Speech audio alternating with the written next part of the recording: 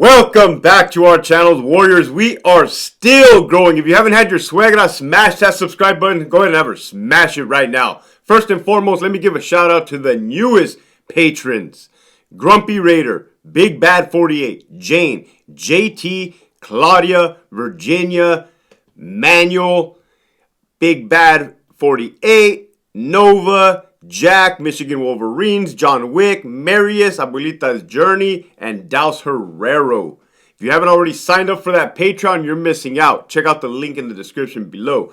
This episode right here is going to be a doozy. It's going to be a doozy because I've been telling you how corrupt the administration is. I've been telling you how wild RJD was, right? And you're only going to believe it if you hear it, okay? Plus, I have documentation to prove it. Of course I do, right? Or I would not be talking about this. Buckle your seatbelt, folks. Buckle your seatbelt. Buckle, buckle, buckle. Raquel, buckle. No, Hector. No. Here we go. Here we go.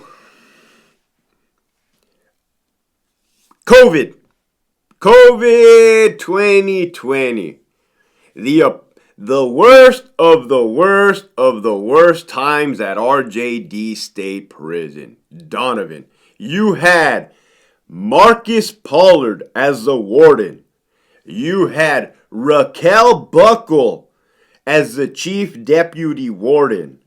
You had Mario Carrillo as the captain of Delta Yard. Well, Hector, wasn't Mario Carrillo the captain of Bravo Yard? What happened over there? Well, what happened over there was two cops got almost stabbed to death, almost brutally murdered on behalf of the buffoonery. Would I even call that buffoonery? Incompetence. Let's call it incompetence. On behalf of incompetence. I don't know, man. If your incompetence cost almost two officers to get murdered, I don't think you should be employed. But we'll get to that anyways, right? So now the homie is on Delta Yard, right? It just so happens your boy Lieutenant Bravo was on Delta Yard. Oh, this is going to get good. This is going to get so good, fellas and ladies. Delta Yard is, or was, a level 3 SNY, okay? The powers above decided they were going to turn one of those housing units into a COVID toxic, besides the gym, they were going to turn it into a cesspool of COVID. Let's mix GPs, SNYs, EOPs, even though it wasn't an EOP building, enhanced outpatient for the mentally ill. Let's put all the COVID sick inmates or ones we think they're sick in there, right? If they've been exposed through their cellmate or whatever. Just craziness. So in one building, you had the mix, the melting pot, right? You had every I'm not going to say every race because that's irrelevant, right? If you guys don't know and watching from outside of California. But every classification that should not be in one housing unit, that's for damn sure, right? GPs and SNYs, general population protective custody in one housing unit. That's not even designated for that, right? Anyways, here we go. The reason why I say administration was corrupt, well, one of the reasons, was because they favored their own and slaughtered everybody else, which is unethical, which is code of silence, which is exactly what they accused us of doing against the inmate population when we were not in fact doing that because we were trying to survive ourselves, right? And only worrying about maintaining our employment, right? And life. Safety. So, On this particular day, man, here we go. I hear an alarm in housing unit 20. I'm chilling, drinking my coffee. Right, I already told you guys I was 10, 20 steps ahead of these buffoons. I hear a code. Didn't think much of it. I mean, it was just a code. Codes are not abnormal, right? Especially at Donovan. The sergeant comes back and he lets me know what transpired. I'm like, what's up? ALT, this is what happened. You had a general population GP inmate taking a shower on the lower tier shower of C-section, right? It is not a level 4 yard. It's a level 3 yard. Therefore, the showers don't lock. The showers don't have bars or gates that lock inmates in the shower. It's like pretty freedom, right? Since it is actually an SNY yard, sensitive needs yard, there's plumbers, inmate plumbers, right? It's like a trade skill that they can learn in there, which they're beneficial because when the shitters go down, and they go down often due to the AW that used to be a plumber, right? But that's a whole nother thing.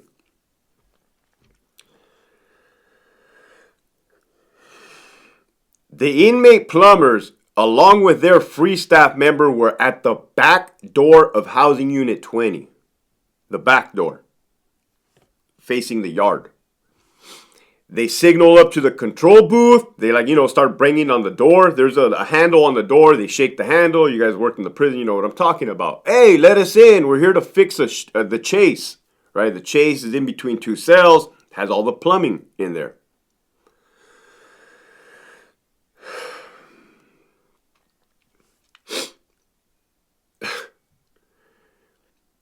The control booth opens the back door. Right? This story is wild on so many levels. I'm glad I left. I couldn't stomach it anymore.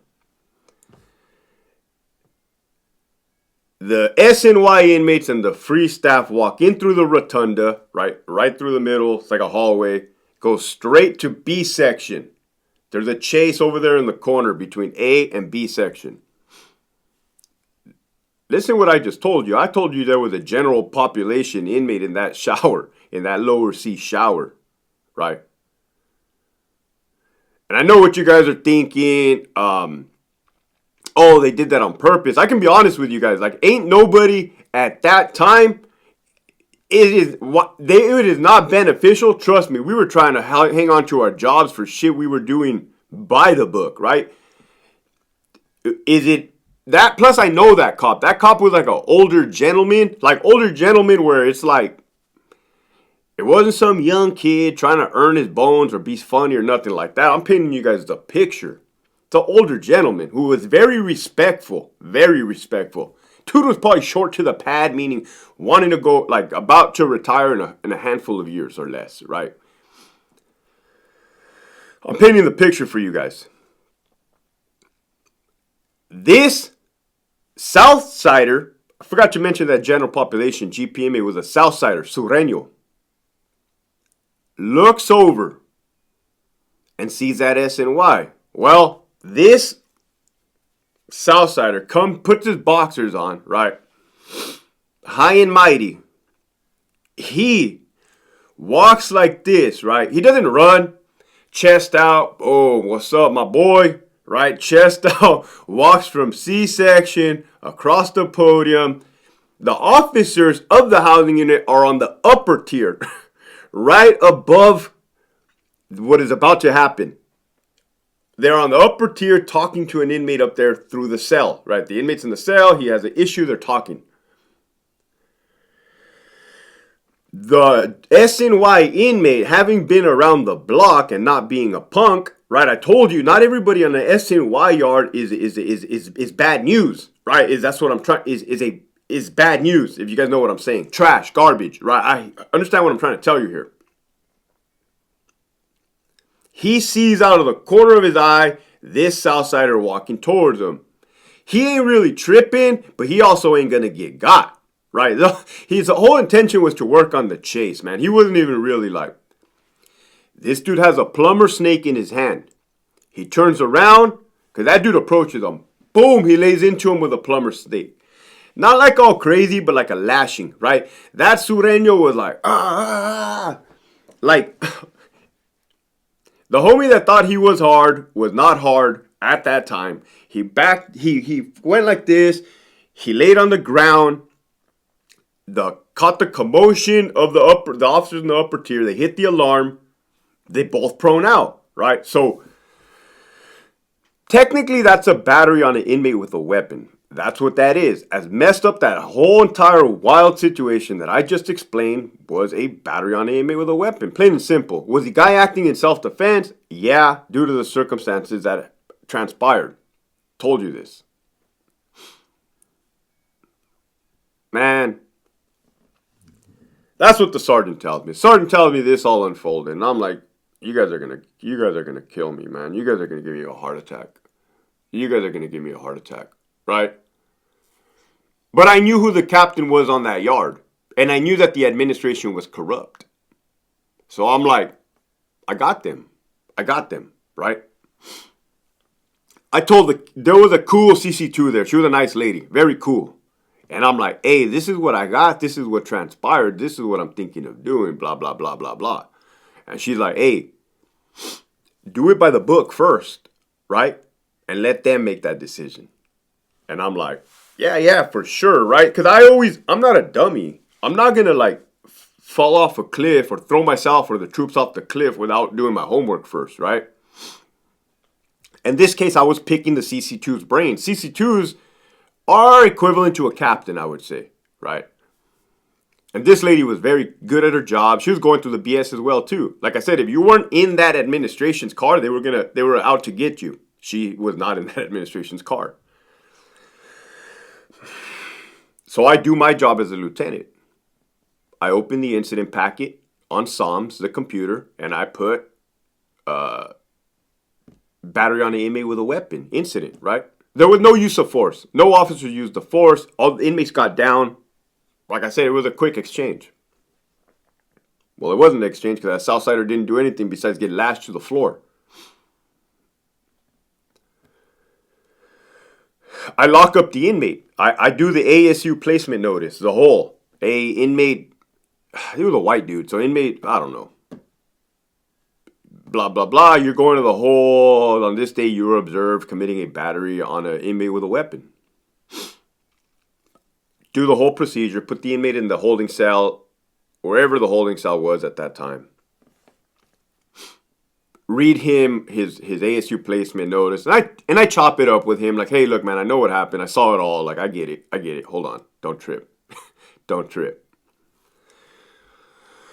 I'm looking for the captain. Captain's nowhere to be found. He's probably up there rubbing elbows with those two that I mentioned, right? I'm in my office. Lieutenant's office. I got my work computer. I got the computer that shows the video evidence footage, the audio video surveillance system, AVSS, and BWC, body-worn camera. I don't think we had BWCs. I don't think we had body-worn cameras at that time. Just the video from above the housing unit. Captain comes in. I say, hey, look, Cap, look what I got right here, man. What do you think about this? Man, he looks. Right, I'm baiting this dude. I'm setting this dude up. I'm setting this dude up to prove a point. And it's kind of beneficial now.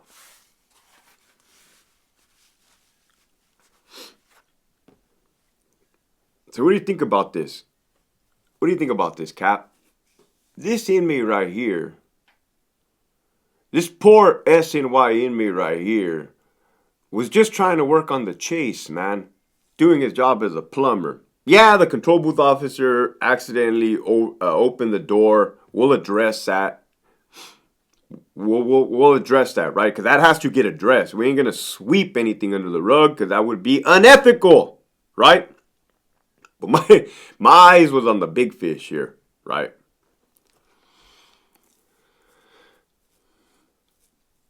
I said, look, This Southsider, GP, comes over there and attacks him. This guy's just defending himself. Look, I said, I Googled the definition of self-defense. Self-defense, it says one acting in self-defense, to prevent serious bodily injury, stuff like that. He's like, oh, you're right, Hector. You're right. I said, so what do you want me to do, Cap? What do you want me to do? You're the big shot. You're the captain here. What do you want me to do? You know what?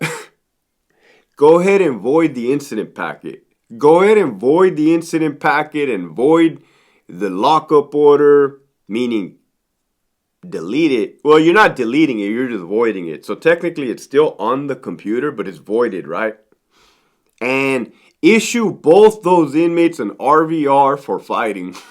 No, Hector, why would you do this? Hector, why would you do this? Well, I already told you to prove a point, right? Your boy loves to prove points. When points need to be proven. Oh, great idea, Captain. Wow, man, you haven't made a great decision till you almost got those 2 officers killed on Bravo Yard. Keep up the great work, Captain. I see big things on your horizon. Actually, you're about to be terminated in 2 weeks. You just don't know yet, buddy. True story. So... he was under investigation for something he lied about on a whole nother separate story, which is actually a lawsuit that public records. You can Google that lawsuit. So the dude was all bad news. That captain was trash, all bad news, already got 2 cops killed, under investigation for dishonesty, and the powers above, Marcus and Raquel, were protecting their little mijo. Not on my watch. Not on my damn watch. Hell no. Yeah, I wasn't raised that way. Either we're all going to be unethical or nobody's going to be unethical. Let's do it, right? That was my mindset. Let's do it. But of course, we were not going to do that. So, that was it. I voided the incident.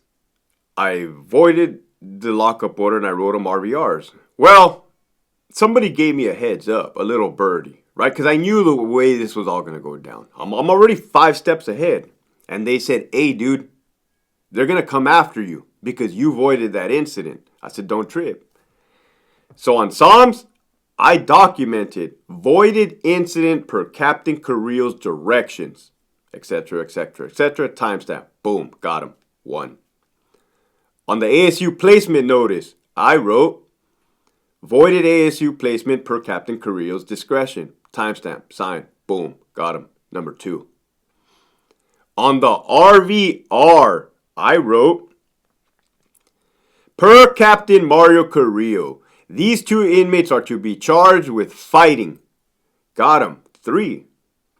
Number 4, boom. Your boy ain't just gonna hit you with 1 shot. I'm gonna give you the 6 piece, right?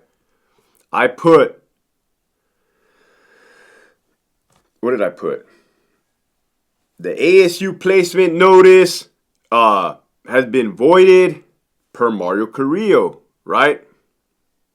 No. The AVSS, I requested the video from ISU, from the Goon Squad, the video of the surveillance camera. And on the description, I put, this is the description of a battery on an inmate with a weapon. However, per Captain Mario Carrillo, he deemed it 2 inmates fighting. Boom, got him 4, right? The 5th thing I got him with was I sent him an email, right? Take notes, folks. I sent this dude an email. I said, hey, Cap, I just shot you on Psalms that I voided that inmate per your direction. This fool wrote back, copy that. Wow. Hell no, get me out of this place, right? I have a feeling I'm not in Kansas anymore, or Centinela for that matter. I got this dude 5 ways, man. Backed his ass up against the corner. Boom. 1, 2, 3, 4, 5, right? Of course, Bucko hating me for whatever reason. She was intimidated by people that knew policy and procedure. Why you would be intimidated by anybody that knows policy and procedure is beyond me, right? People feel inferior when other people are more knowledgeable, which is crazy. I never grasped that concept. Right. So this freaking lady sends me an email. I want a memorandum as to why you voided the incident, blah, blah, blah. I'm like, oh, no problem, lady. I got you. Right? I got you, lady. Don't trip. Fucking idiot. Right? So I type up in my memorandum, per this day I come to work. I observed one inmate batter another inmate with a weapon. Captain Mario Carrillo and all his genius told me to avoid it. Here's 5 evidence documentations that I've attached, which I did, stating why I avoided it, right? He's a captain. Your captain, right? Your favorite captain of all people. The one you're protecting from corruption.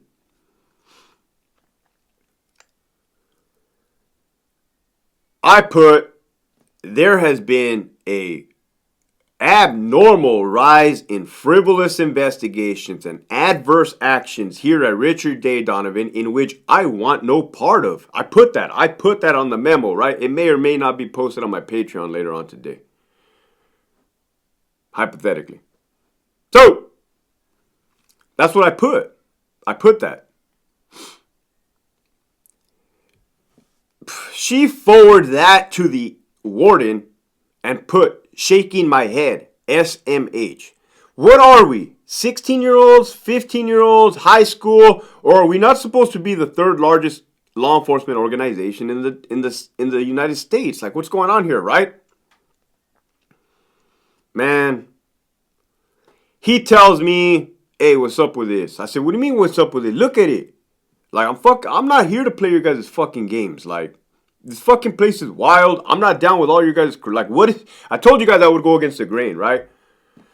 Hey, man, well, like, you know, this, that, right? I'll be honest with you. He said, can you, what's up with this? Can you change a little bit of it? And I'm like, yeah, right? Because I told you guys, man, everything went against my being, right? Everything went against my, this is why I bounced, man. I'm not here to play these games. It's the California Department of Corrections. We should be ensuring that the officers and inmates are safe, right? That the inmates are being rehabilitated like they preach. Transparency like the administration preaches. But instead we're playing these little freaking games of thrones, right? I just happen to be, it doesn't take much, right? I'm not going to give myself credit, man. It's not me that is smarter than them. Everybody was smarter than them, right? So it's not me. So I just happen to document it all. Once they see that, once she knows, right, the chief knows that she doesn't have me dead to rights, she gets upset, right? They get upset when they want to get somebody and they can't. Ooh, they hated me. Ooh, they hated your boy, right? But that was a wild, horrible story, right? All that effort, energy wasted to prove points, to play games, hold vendettas, to sabotage, to protect managers, which is green wall, right? Code of silence, unethicalness, all of the above is disgusting. Lesson for today is another. This was on the par with a be humbled or get humbled message, man. All those individuals thought they were untouchable. They thought they were untouchable. Hector, nobody's untouchable. Nobody is untouchable. Anybody, right? They thought they were going to do their dirt and nobody was ever going to hear about it. Well, not today. Keep pushing forward.